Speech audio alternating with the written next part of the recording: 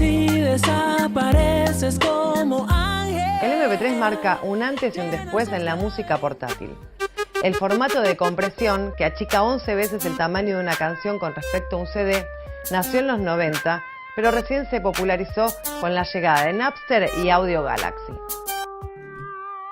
En el año 2000, descargar un archivo de la computadora podía llevar horas. Sin embargo, las redes peer-to-peer se llenaron de archivos MP3. Allí comenzó lo que hoy conocemos como piratería, y no es más que la descarga de música con derechos de autor. En ese momento, la música se guardaba en la computadora, hasta que llegó algo que cambiaría todo, el primer iPod. Y si bien no fue el primer reproductor MP3, innovó en varias áreas. Era ultraportátil, podía cargar 1000 canciones en su disco de 5 GB y su batería duraba 10 horas. Porque cada día que pasa me enamoro más de tu mirada y me gusta.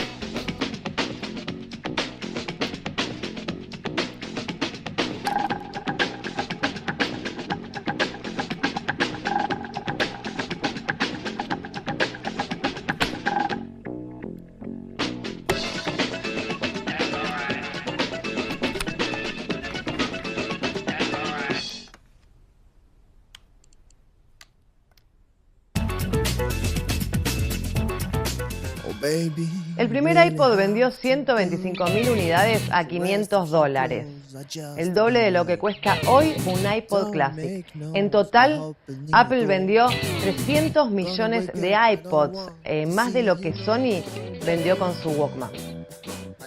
El iPod marca el inicio de lo que conocemos como obsolescencia programada, con el caso de su batería.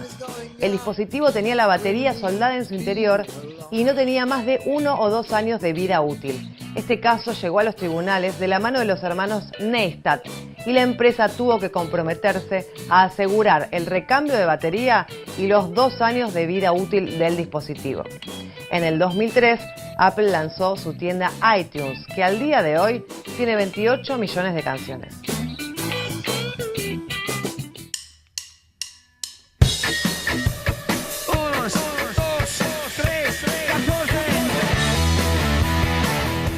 La obsolescencia de este tipo de dispositivos se nota claramente en el tamaño del disco rígido, en la duración de la batería y la necesidad de actualizar el software a medida que pasan los años.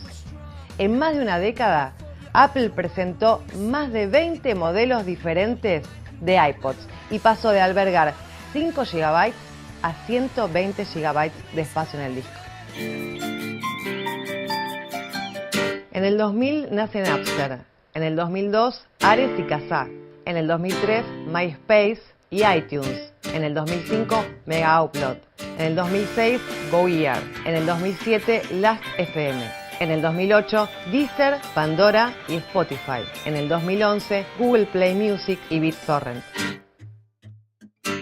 La música en streaming, es decir, que se puede escuchar en internet sin necesidad de descargar el archivo, nació con las radios online, pero se comenzó a comercializar con la llegada de Spotify.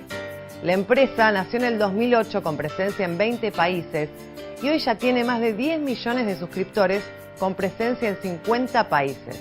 Tiene un catálogo de 35 millones de canciones y 40 millones de usuarios activos. La comodidad de no tener que descargar la música en la computadora y llevarla siempre encima en nuestro celular o dispositivo tiene que ver con el hartazgo del usuario a los cambios de formatos. Sin embargo, el concepto de red social y Big Data es el que marcan esta nueva época. Música sugerida, música según el estado de ánimo, música sin soporte físico y nunca más el concepto de disco entero y sí de canciones sueltas. Este parece ser el futuro de la música, que se quedó sin formato físico, sin cajita y sin el olor al viejo disco.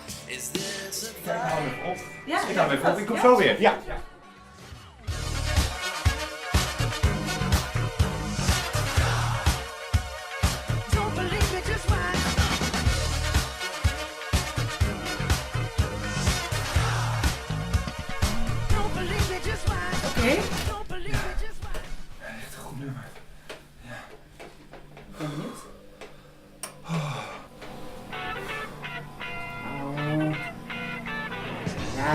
ken ik wel.